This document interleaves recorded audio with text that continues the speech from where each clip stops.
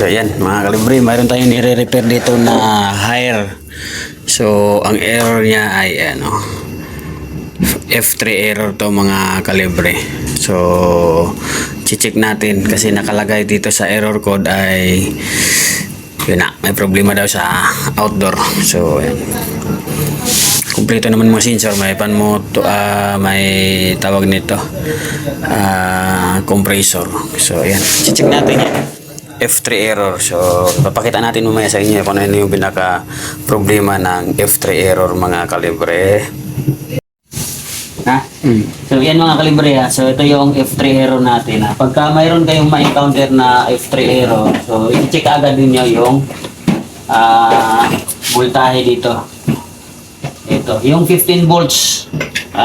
Missing ang 15 volts dito mga kalibre. So ito yung ito 15 volts. Ayan o, check natin ha, ilang ilaw.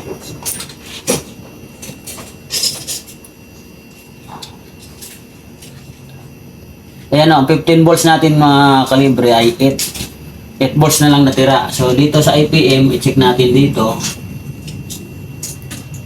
Yan o, 8 volts. Kaya pagdating dito sa UVW, 8 pa rin yan. Dapat, ang kailangan natin dito ay 15 volts. So ito, tingnan mo. Ilapit mo dito. Ito ano. Kita ba yan? 15 volts yan. Yan o, 15. Pero, pag susukatin natin, 8 na lang natira. Tingnan mo sa tester niya, 8. So, kailangan kumpletohin natin yung mga kalibre. Ang 15 volts. So, ang unang ito-trouble natin dito sa power supply. So, mamaya, ipapakita na lang natin sa inyo yung pinalitan natin para matanggal natin ang F3 error. So ito mga kalibre, so i-trouble muna natin to. So yan, pinalitan natin yan kasi change value yung capacitor na 50 microfarad na 22 microfarad na 15 volts. So isa din yan, pero ganun pa rin, 8 volts pa rin yan. So check pa tayo dito ng mga SMD resistor. Dito muna kayo focus sa power supply ha. Dito sa primary, huwag dito sa secondary, dito muna sa primary. So check natin kung may 15 volts na. Okay, saksak muna natin to mga kalibre. So ayan, so ako lang muna isa. So titingnan natin ha. So hawakan ko lang isang kamay. So kanina wala sa 8 volts lang yun kanina mga kalibre. So ngayon, so tingnan natin kung mayroon na siyang teka lang. So dito lang tayo siguro teka lang ha. Wala kasi may naghahawak ng cellphone natin mga kalibre. So yan, check natin. Tingnan natin kung mayroon ng 15 volts. So kanina 8 volts lang dito. So tingnan natin. Yan. Ayan o, 15 volts na siya. Tapos dito, tingnan din natin dito. Yan. Dito IPM to mga kalibre ha. So yan. Tingnan natin. Yan o, may 15 volts na siya. So, okay na ang 15 volts natin mga kalibre. So, ayan mga kalibre.